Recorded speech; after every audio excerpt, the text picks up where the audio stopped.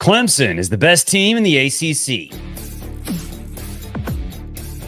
You are Locked On College Football, smothered and covered, with your host, Barrett Sallee.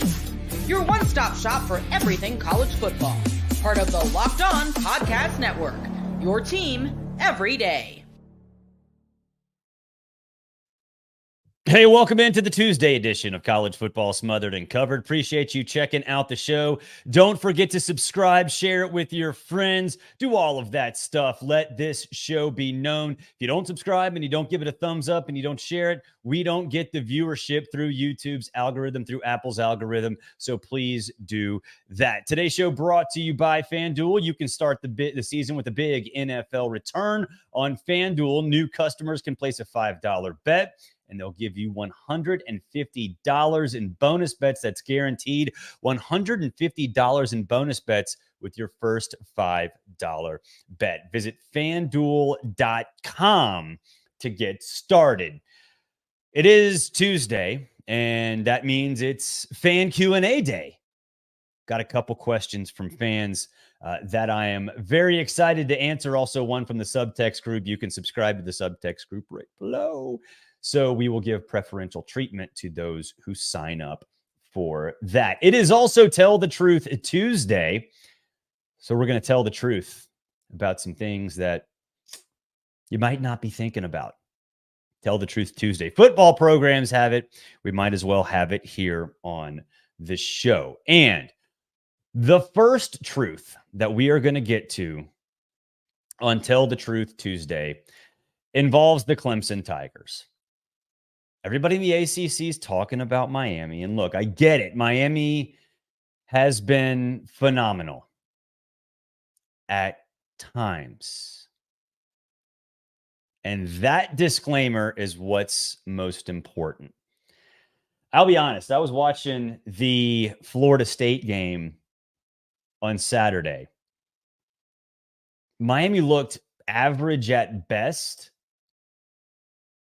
And Florida State just kind of hung around with a backup quarterback. That was the biggest thing. This was a backup quarterback, and Miami couldn't pull away. They've won 2 games in dramatic, controversial fashion. So I think Miami being a top 5 team, Miami being a shoo-in to win the ACC, a lot of that is built on an unstable foundation. It's built on quicksand. It's a house of cards, so to speak. Not to say that'll come tumbling down. Not to say that the season will get engulfed by the quicksand. They probably will go to the playoff. That's the truth of the matter. Even if they don't win the ACC championship game, they're going to go to the playoff. Clemson's better. Clemson's better than Miami. I think, and we saw this with LSU. We saw this with Texas A&M. You lose an out-of-conference game early, and everyone just sort of tunes out. But that game counts as much as the one last week, the one the week before, the one next week. In this day and age of college football, it's a lot like hoops. You have a transient roster. It takes a couple games to figure yourselves out. In basketball, that could be a month, 2 months. Hell, it could be 3 months into the season before you figure out your identity. Clemson has figured out its identity. And I said after the Georgia game, I covered that game, that Cade Klubnik was never going to evolve, that Clemson simply can't find a quarterback. Because in that game, it was a lot of the problem. The problem still existed for Cade Klubnik. Couldn't stretch the field, didn't read defenses, was a tick off on certain passes. All of that existed in the Georgia game. It doesn't exist anymore. 8.4 yards per game, 20 touchdowns, and only 3 picks. 8.4 yards per game is the biggest thing. Not only is he trying to stretch the field, they're allowing him to stretch the field. That was the issue. They didn't trust him. It was clear they didn't trust him last year, and clearly they were having a hard time trusting him this year. They've let it rip. They've let it rip. And it has opened things up for the rushing attack. It has opened things up for everything. And that rushing attack is fantastic. Phil Maffa, third in the ACC, almost 100 yards rushing per game. So by Cade Klubnik becoming a better passer, becoming a legit weapon in multiple ways, Phil Maffa has had success. The offensive line has had success. They've only allowed 30 tackles for loss for the entire season. All of that has to do with Cade Klubnik. And it's bearing it out on the scoreboard as well. Clemson's offense is dynamic. Clemson's offense is legit. Clemson's offense is, dare I say, back to what it was when Trevor Lawrence was there, when Deshaun Watson is there. It is a weapon among weapons. Check this out. 5 of 7 games. 5 of 7 games.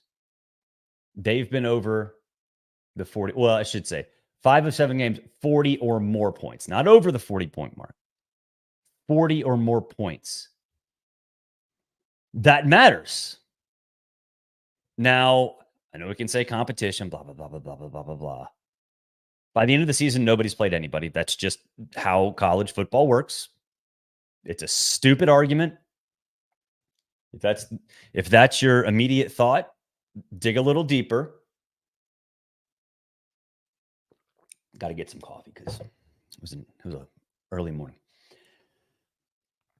But this Clemson offense has become one of the best units in the entire ACC. And in an ACC that doesn't really have a superpower, because like we talked about earlier, I don't think Miami is a superpower. They're good. Are they going to make the ACC championship game? Probably. Are they going to make the playoff?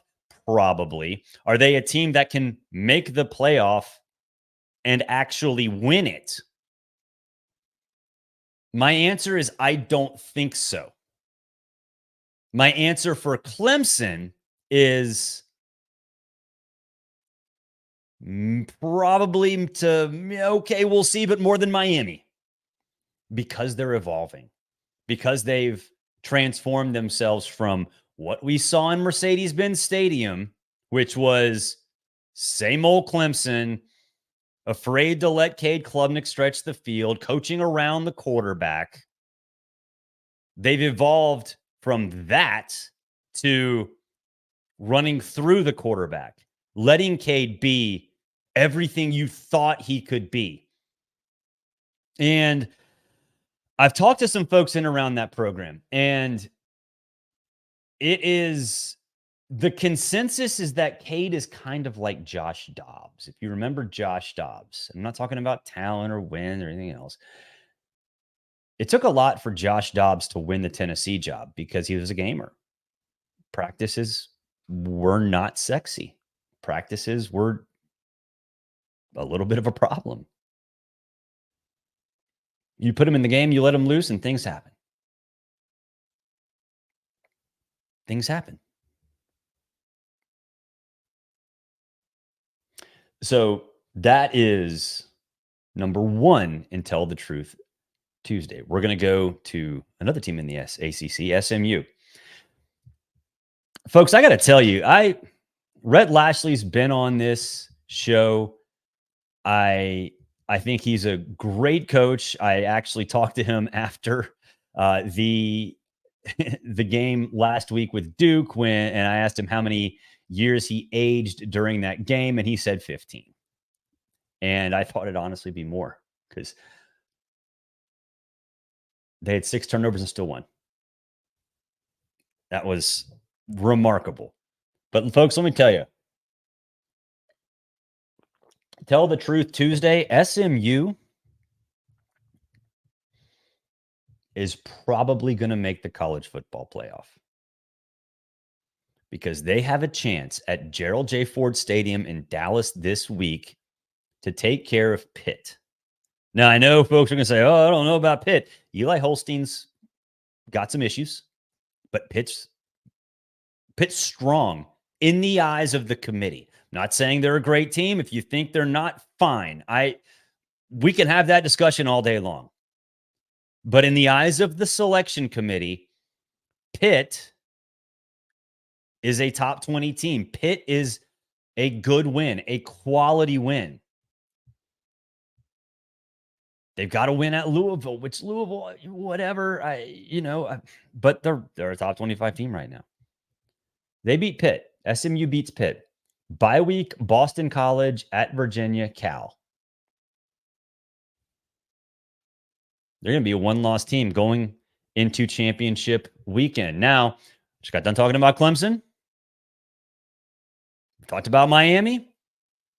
SMU at that point would be undefeated in the ACC as well. I'm not going to pretend to know who's going to get into the ACC championship game. There are a lot of factors between now and then. We can sit here and say, well, if everybody wins out, whatever, but we don't know what that's going to happen, right?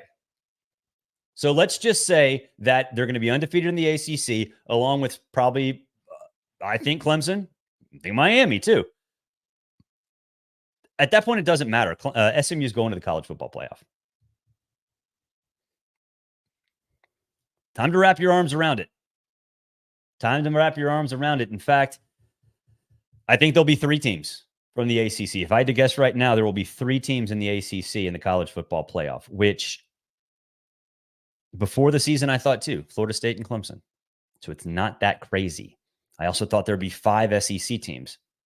I don't know if that's going to be the case now either. SMU's going to the college football playoff. Lincoln Riley. All right. I bought into Lincoln Riley right when he got hired. I was like, oh man, he's going to bring USC back to dominance. He's going to bring them back to what I remember USC as being when I was in college and just out of college, the national championship caliber team, one that can win anything, win at the highest of high levels. Folks, they're sitting there at 4-4 right now. A lot of the same problems they had last year exist this year. They got Washington, Nebraska, at UCLA, and Notre Dame. They're going to lose 2 more games. One of them is going to beat a Notre Dame. The other is probably going to beat a Nebraska. So you're talking about a 6-6. It might be somebody else, but they're going to be 6-6. A 6-6 USC team might get Lincoln Riley fired. We should start talking about Lincoln Riley on the hot seat. Because it's one thing to have one bad year, to be mediocre. It's another to have an even worse mediocre season. In a new conference, when you're trying to make a statement, you go from USC, big bad USC 2 years ago, to, okay, they're probably going to contend in the Big Ten, but we don't really know yet, to below average Big Ten team in 3 seasons. I'm not saying he's going to be, but we should start considering the possibility. He's going to be one of those guys. If this happens and they go 6-6, that is sort of teetering. The administrators, the boosters start looking around and say, is there anybody better? Is there anybody better that's attainable? And the answer is we don't know yet. We don't know yet. But the question's going to be asked, and that is the most important thing. We'll take a break. When we come back, fan Q&A. You ask me questions, I will answer them. It's college football smothered and covered. Today's show brought to you by Roy. It's time to recognize the Roy Player of the Week. So far this season, we've pooled over $20,000 to support players on Roy. Micro deposits lead to massive change. With the Roy app, you can direct your support to the athletes you love, ensuring that all funds go to the specific player you choose. Unlike collectives, you know exactly where your support is going. And you even receive exclusive content like personal videos and updates after the season. The best part, it's risk-free. If an athlete transfers or doesn't deliver the content, you get your money back. The best part, that's the best part. It's risk-free. This week, I'm supporting Marcel Reed. Why not? Marcel Reed was a monster against LSU. I just pitched in $100, and I'd love for you to join me. Even $10 makes a difference. Let's show Marcel the love and keep him connected to Texas A&M. Remember, pay today, celebrate tomorrow. Your support sets your team up for success. Plus, don't miss out on Roy's exciting giveaway with 2 tickets to a game in November. Just download Roy, create an account, and enter referral code Locked On, and you're entered. Already on Roy? Any contributions to an athlete's campaign also gets you entered automatically. No purchase necessary. Void where prohibited. Download Roy now and join the NIL game with no subscriptions and no fees. And be sure to check them out on Instagram, Facebook, and X at Roy_return on you for more investments. Roy, support the players, change the game. Fan Q&A. It's time for fan Q&A. Walk on Red Shirts, longtime follower of mine, does a great job over there and an all-around good guy. Would South Carolina or Florida be a better fit for Deion if either comes open? First of all, I don't think South Carolina's coming open. And honestly, said this a couple weeks ago, I don't know if Florida is either.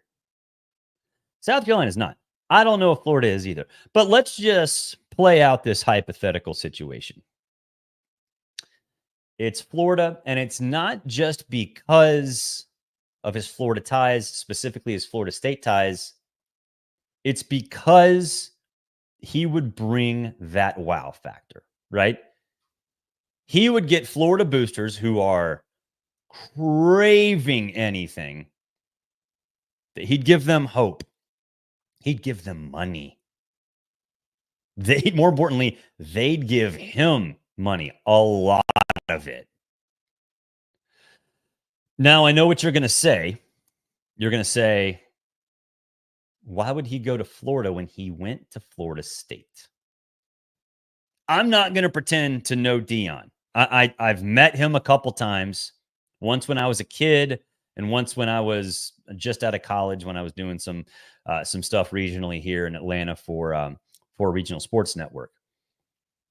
So I don't know him all that much. I don't know his thought process, but to me, he's got the kind of attitude where he would say, okay, I'm going to do the craziest thing just to prove to everybody that I can. I might be wrong. I know he's got Florida State ties. He's one of the most passionate Florida State people out there. That I do know. Because him and his friend Jamie Dukes, Jamie helped me get my job straight out of college. Jamie and Deion are boys, and both of them are Florida State to the core. They're a big reason why the tomahawk chop actually exists in Atlanta. That's a different story, but it's the truth. You can look it up. I think he'd be a better fit at Florida. Now, and it's because he can get better players. He's not going to get Travis Hunter and Shedeur Sanders type players immediately, but he'll get them eventually. At South Carolina, I don't think Shane's getting fired. I like Shane. He's been on this show too. But I think it's harder to get the athletes that can win at an elite level at South Carolina. I'm not saying that Shane has done a bad job of that. I think Shane's done a great job of that. But it's much easier to market Florida than South Carolina. And that's really what Deion is, a marketer, right? The first goal that Rick George had with Deion is make the program desirable, put it into the spotlight, do whatever you can to make Colorado cool again. And he did. And he can do that anywhere. Next question from Jim Holt. Targeting is getting out of hand. Offensive players need to be checked too. What's the answer? We saw an offensive player pop for targeting in the A&M LSU game.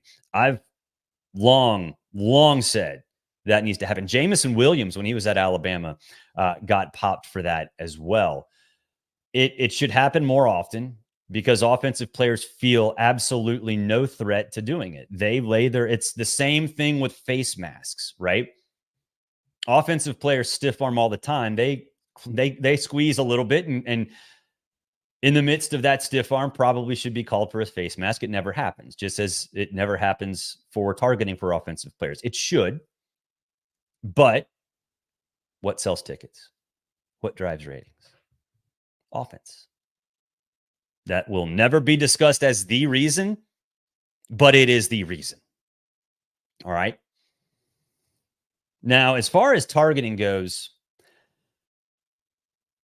I think there are two things. One, they're calling it less, and they're actually reviewing all of the calls. That is fine. They're being very strict on replay review. What is targeting, right? Like they are not. If there's a question, it reverts back to not targeting, which is fine. That's the way it should be. The problem is, it seems like the definition of what targeting is defined, like has changed. Like there was a guy in a Florida game this year who got popped for targeting for hitting somebody in the butt, right? And I know it's because he launched or went with his head, crown of the helmet. I get it, letter of the law, whatever. But I've said for a long time, just like, and look, I'm not the biggest hoops guy, but it should be like hoops.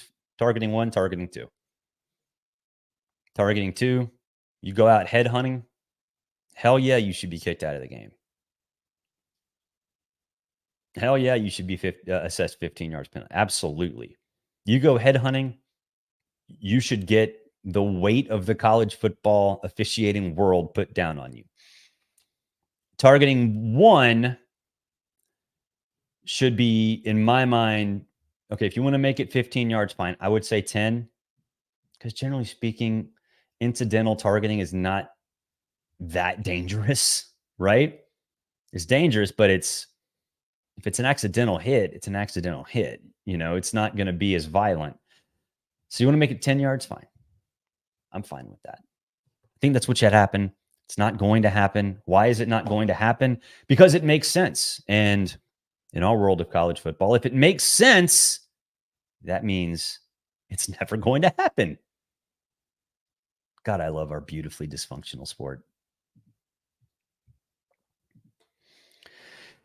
Today's show brought to you by FanDuel, America's #1 sportsbook, because right now new customers can bet $5 and get $150 in bonus bets if you win. That's right, $5 bet gets you $150 in bonus bets if you win. The FanDuel Sportsbook app gives you everything you need to place live bets on the NFL all in one place. So when you get a hunch in the middle of the game, you can check the latest stats, view live play-by-play, and so much more on the same exact page in which you placed your bets. Just visit FanDuel.com today. You'll get started with $150 in bonus bets if you win your first $5 bet. That's FanDuel.com. FanDuel.com. Never waste a hunch and make every moment more with FanDuel, an official sportsbook partner of the National Football League. That will wrap it up. Join the subtext group. It's right below. It's right below the information. Look down. Look down right now on your phone, on your computer, on your iPad. It is right there, whether you're watching on YouTube or Apple or Spotify. You can sign up, use promo code college. You can text me. You can text. If you sign up, you will be able to text me directly right from this thing. This thing right here. It's your phone. I don't know. Everyone's got a phone, right? Everyone's got a smartphone. You don't have to waste money and monitor how many text messages you get like you did 15 years ago. That's a true thing. All you Utes out there, you used to actually have to check how many texts you've sent each month. And if you sent too many, you have to pay more. Ridiculous. But sign up for the subtext group. It's right there below. You can text me. I can text you. It'll be fun. Thank you for making this your first listen. Hey, for your second listen, go check out Locked on College Football. Spencer McLaughlin does a great job over there covering the entire sport. As for here, tomorrow will be Big 12 day. We'll have a crossover episode. So all you Big 12 fans, keep an eye out for that coming up tomorrow.